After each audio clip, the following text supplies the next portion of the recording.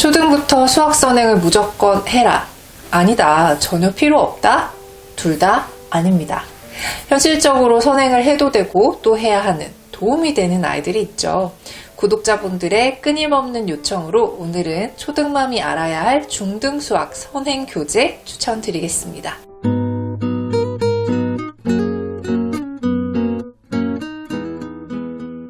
안녕하세요. 아이들의 수학 공부가 효율적이고 효과적으로 진행되는 방법을 알려드리는 주단쌤입니다. 아이가 초등 몇 학년이든 중등 수학 선행을 시작해야겠다라고 결심하신 학부모님들 계실 겁니다. 사실 초등 수학 문제집을 잘 만드는 출판사들이 중등, 고등 교재도 잘 만들기 때문에 기존의 익숙한 문제집 시리즈의 중등 교재를 선택하시는 경우 나쁘지 않은 선택입니다. 하지만 그래도 중등 애들이 보는 건 좀 다르지 않을까? 유명 또는 좋은 학원에서 보는 중등 수학 교재는 뭘까? 궁금하신 분들을 위해서 오늘 영상을 준비했습니다. 오늘은 크게 두 분류의 문제집들을 추천해 드릴 건데요. 첫 번째는 초등 수학을 마무리하는 상황에서의 교재이고요. 두 번째는 실제 중등 수학 공부하기에 좋은 문제집들 이렇게 소개해 드릴 겁니다.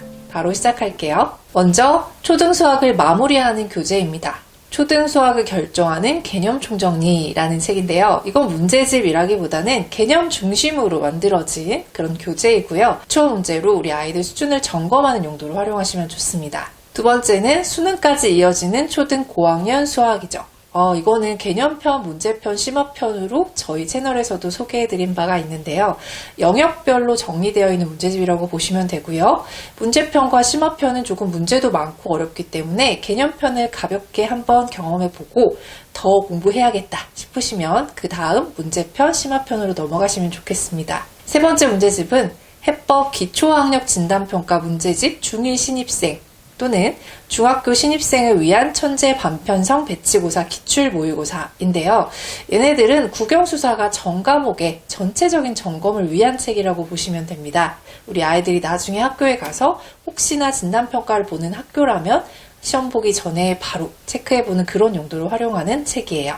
초등 수학을 정리하는 책들은 대체적으로 조금 쉬운 문제집들 위주이고요. 모의고사처럼 8절로 이렇게 넘겨가는 문제집도 좀 전에 소개를 해드렸고, 그리고 이제 영역별로 묶어져 있어서 난이도별로 구성되어 있는 책도 있었습니다. 이 교재들 중에서 우리 아이가 어느 정도 초등 수학을 정리하고 가야 할지 우리 학부모님들이 기존에 초등 수학 문제집들을 풀어오던 상황을 잘 알고 계시기 때문에 적절하게 활용하시면 좋은 책들입니다. 자, 이번에는 중등 수학 추천 문제집인데요. 일단 첫 번째는 숨마쿰 라우데 중학수학 개념 기본서입니다. 자, 이 책은요, 제가 오프라인에서 강연을 할 때도 중등 수학 교재로 굉장히 추천하는 책이에요. 사실은 문제집이라기보다는 개념 기본서라고 쓰여 있는 것처럼 개념 공부를 하는데 굉장히 도움이 되는 스토리텔링 기반의 문제집이라고 보시면 좋을 것 같습니다. 그래서 굉장히 아이들이 읽을 거리들이 많아요. 보통 이제 유형 문제집 같은 경우에는 개념 설명이 굉장히 짧게 나와 있고 문제 위주로 구성되어 있는 문제집들이 많은데 이거는 그런 것들과는 조금 다르게 개념을 설명하는 페이지가 굉장히 깁니다. 우리 서점 한번 가셔서 이 책 한번 들춰보시면 일반적인 문제집하고는 조금 다르구나라는 생각을 하실 수가 있어요. 이 책도 인강들이 같이 붙어있는 교재이기 때문에 우리 아이들이 처음으로 조금 깊이 있게 스토리텔링식으로 중등 수학 선행을 집에서 한다면 도움을 받기에 굉장히 좋은 교재니까 참고하시면 좋을 것 같고요. 두 번째는 개념 원리입니다. 개념 원리는 우리 고등학교 때도 있었잖아요. 그게 이제 중등 교재라고 생각하시면 되는데요. 대체적으로 중등 수학 문제집들이 개념을 깊이 있게 다루고 있는 문제집들이 많지는 않습니다. 근데 아까 말씀드린 숨마쿰 라우데가 조금 깊은 편이고 개념 원리도 어느 정도의 개념 설명들이 잘 들어있는 교재니까요. 이런 교재도 활용하시면 좋을 것 같아요. 자, 그런데 사실 수학을 처음 선행할 때, 그것도 독학으로 중등 수학을 선행할 때에는 문제집으로 바로 시작하는 것보다는 교과서랑 같이 공부하면 가장 좋습니다. 앞서 말씀드린 두 개의 문제집들은 상대적으로 교과서가 조금 덜 필요하다면 앞으로 말씀드릴 것들은 교과서가 반드시 필요하다고 생각하시면 좋은데요.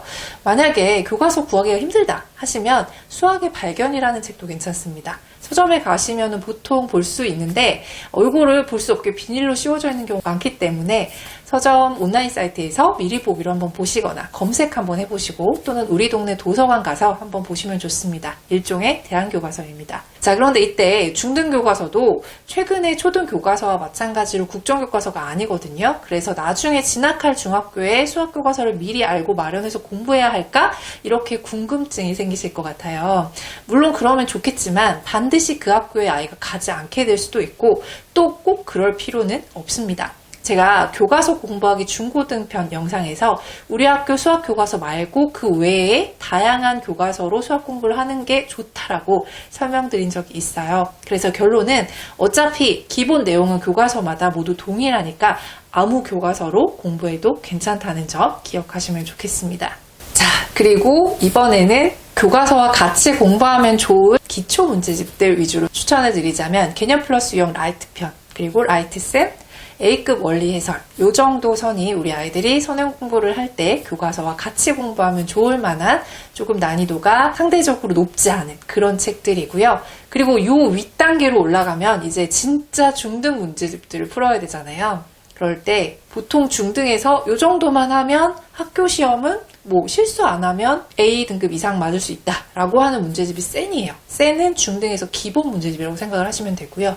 여기서 조금 난이도 있게 공부를 시키시고 싶다 하면 일품, 블랙라벨, A급 수학 요 정도 풀리면 우리 아이가 중등 수학 어느 정도 공부했다라고 생각하실 수 있는 수준입니다. 네, 오늘은 이렇게 다양한 문제집을 추천드렸는데요.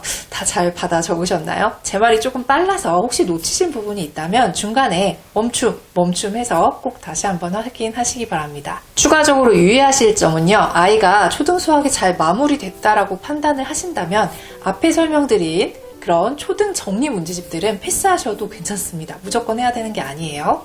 그리고 중등 문제집들을 시작하실 땐 아무래도 아이들이 초6에서 중1 과정으로 넘어갈 때 심리적인 두려움과 부담감이 좀 있어요. 그래서 실제보다 난이도 상승을 더 크게 극적으로 느낄 가능성이 높습니다. 그러니까 천천히 이해할 수 있는 시간을 충분히 준다고 생각하고 진행하셔야 서로에게 무리가 없다는 점 기억하시면 좋겠습니다.